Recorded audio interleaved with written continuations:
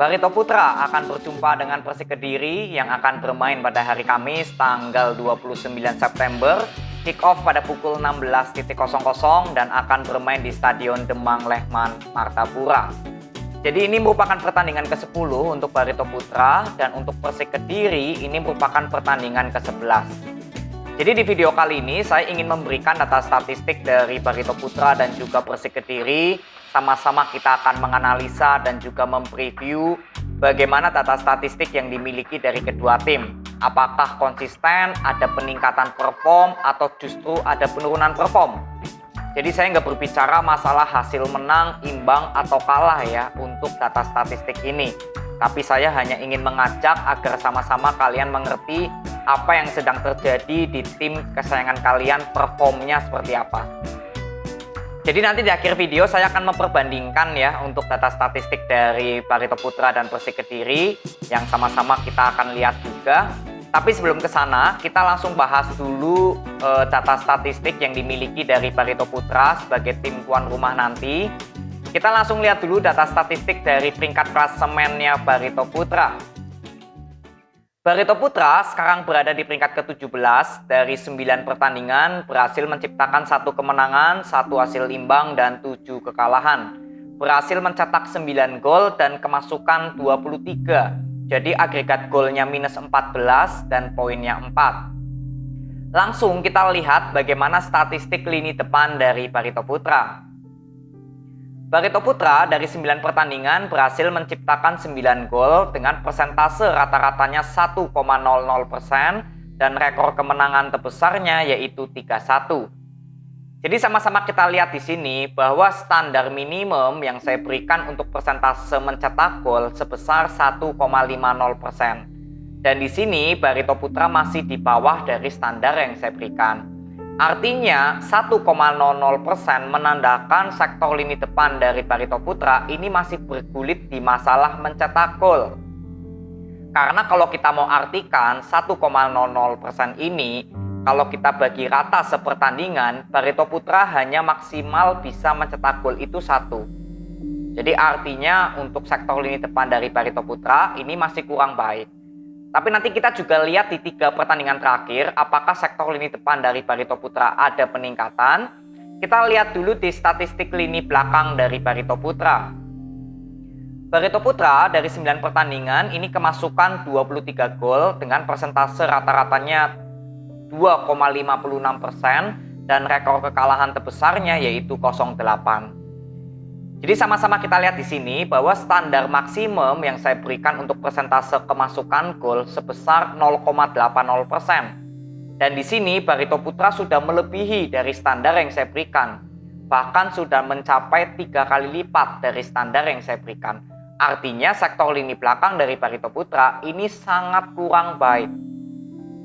Ya, karena kalau kita mau artikan 2,56% ini, kalau dibagi rata sepertandingan itu Barito Putra sudah pasti kemasukan 2. Dan sisanya 0,56 menandakan Barito Putra juga sering kemasukan lebih dari 2. Ya, jadi sektor lini belakang dari Barito Putra ini perlu ada evaluasi karena kurang baik ya, sangat kurang baik. Lalu kita sama-sama lihat di 3 pertandingan terakhir apakah Barito Putra di sektor lini depan dan lini belakangnya ada peningkatan grafik. Kita sama-sama lihat di 3 pertandingan terakhir. Barito Putra kemarin kalah 5-2 dari Persib Bandung, lalu kalah 0-1 dari Persija Jakarta, lalu imbang 1-1 dengan Arema Malang. Jadi dalam 3 pertandingan terakhir, Barito Putra berhasil menciptakan 1 hasil imbang dan 2 kekalahan ya, belum pernah mencetak kemenangan. Lalu berhasil menciptakan 3 gol dan kemasukan 7. Jadi persentase mencetak golnya 1,00% dan persentase kemasukannya 2,33%. Jadi sama-sama kita lihat bahwa sektor lini depan dari Barito Putra ini masih belum ada peningkatan. Kenapa? Karena dari 3 pertandingan terakhir, jika kita bandingkan dari 9 pertandingan secara keseluruhan tadi, jelas terlihat tidak ada peningkatan persentase, tetap sama angkanya di 1,00%. Jadi sektor lini depan dari Barito Putra di 3 pertandingan terakhir ini masih sama bergulit di masalah mencetak gol. Lalu di sektor lini belakangnya, Barito Putra kemasukan 7 dengan persentase 2,33%. Artinya kalau kita bandingkan dari 9 pertandingan secara keseluruhan tadi, ini juga masih tetap sama, masih sangat kurang baik. Karena tetap persentasenya di angka 2%. Jadi untuk sektor lini depan dan lini belakang dari Barito Putra, ini perlu adanya evaluasi secepat mungkin ya. Karena dari jumlah mencetak gol dan kemasukannya ini sudah nggak berimbang. Lalu untuk lini depannya juga masih bergulit di masalah mencetak gol dan sektor lini belakangnya juga sangat kurang baik. Jadi ini perlu adanya evaluasi. Lalu kita sama-sama lihat untuk segmen waktu dalam hal Barito Putra mencetak gol. Ini untuk informasi tambahan saja. Kita sama-sama lihat di sini, dari 6 segmen waktu yang saya sudah bagi, Barito Putra paling banyak mencetak gol di menit 15-30. Ini sebanyak 3 gol terjadi di menit tersebut. Dan di sini dari 6 segmen waktu yang saya sudah bagi, masih ada 1 di menit 0-15 yang belum terisi. Ya, jadi artinya Barito Putra tinggal 1 aja di menit 0-15 belum pernah mencetak gol di menit tersebut. Tapi ini hanya untuk informasi tambahan ya, tanpa ada pengaruh untuk ke data statistik.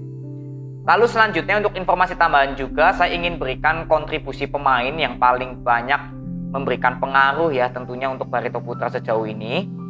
Kita lihat dulu dari top skor, ada Renan Alves yang memberikan 3 gol, lalu ada Rafael Silva yang memberikan 2 gol.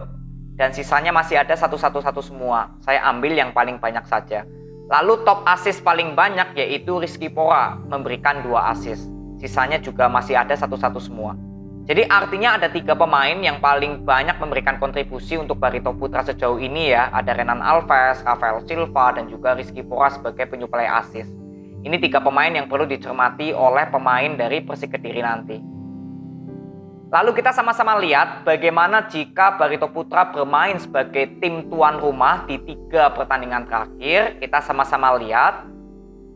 Barito Putra kemarin kalah 0-1 dari Persija Jakarta, lalu imbang 1-1 dengan Arema FC, lalu kalah 1-2 dari Bali United. Jadi dalam 3 pertandingan terakhir, jika Barito Putra bermain sebagai tim tuan rumah, ini mengalami 1 hasil imbang dan 2 kekalahan. Artinya belum memperoleh kemenangan ya selama 3 pertandingan terakhir bermain di kandang sendiri. Nanti kita akan perbandingkan juga dengan Persik Kediri jika bermain sebagai tim tamu akan seperti apa. Jadi inilah data statistik yang saya bisa berikan dari Barito Putra. Intinya lini depan dan lini belakangnya perlu ada evaluasi karena jelas terlihat sangat kurang baik ya di kedua sektor dan tidak ada keseimbangan. Lalu untuk di 3 pertandingan terakhir bermain sebagai tim tuan rumah ini juga belum pernah mengalami kemenangan. Ini data statistik yang saya bisa berikan dari Barito Putra. Sebelum kita perbandingkan dengan Persik Kediri, kita langsung lihat bagaimana data statistik yang dimiliki dari Persik Kediri. Kita langsung bahas dulu dari statistik peringkat klasemennya. Persik Kediri sekarang berada di peringkat ke-18 dari 10 pertandingan, belum memperoleh 1 kemenangan pun, memperoleh 3 hasil imbang dan 7 kekalahan, berhasil mencetak 4 gol dan kemasukan 16. Jadi agregat golnya -12 dan poinnya 3. Langsung kita lihat bagaimana data statistik dari lini depan Persik Kediri. Persik Kediri dari 10 pertandingan berhasil menciptakan 4 gol dengan persentase rata-ratanya 0,40% dan rekor kemenangan terbesarnya belum ada ya karena belum memperoleh kemenangan 1 kali pun. Jadi sama-sama kita lihat di sini bahwa standar minimum yang saya berikan untuk persentase mencetak gol sebesar 1,50%. Dan di sini Persik Kediri belum mencapai ya, bahkan bisa dibilang hampir 4 kali lipat kelipatan dari standar yang saya berikan. Jadi sektor lini depan dari Persik Kediri ini masih bergulit di masalah mencetak gol. Karena kalau kita mau bagi rata-rata sepertandingan, ini Persik Kediri belum tentu bisa mencetak 1 gol. Jadi sektor lini depan dari Persik Kediri ini masih sangat kurang baik. Tapi nanti kita juga lihat di 3 pertandingan terakhir, apakah Persik Kediri di sektor lini depannya sudah ada peningkatan. Kita bahas dulu di sektor lini belakang dari Persik Kediri. Persik Kediri dari 10 pertandingan ini kemasukan 16 gol dengan persentase rata-ratanya 1,60% dan rekor kekalahan terbesarnya yaitu 0-4. Langsung kita lihat di sini bahwa standar maksimum yang saya berikan untuk persentase kemasukan gol ya itu sebesar 0,80%. Dan di sini Persik Kediri sudah melebihi bahkan 2 kali lipat dari standar yang saya berikan. Artinya sektor lini belakang dari Persik Kediri ini juga sangat kurang baik. Karena kalau kita mau artikan 1,60% ini, Persik Kediri sepertandingan itu sudah pasti kemasukan 1 gol. Dan sisanya 0,6 menandakan bahwa sektor lini belakang dari Persik Kediri ini juga sering kemasukan lebih dari 2 gol. Jadi artinya sektor lini belakang dari Persik Kediri ini juga kurang baik. Lalu kita sama-sama lihat di 3 pertandingan terakhir dari Persik Kediri, apakah sudah ada peningkatan di sektor lini depan dan lini belakangnya ya, karena sama-sama kurang baik. Kita langsung lihat.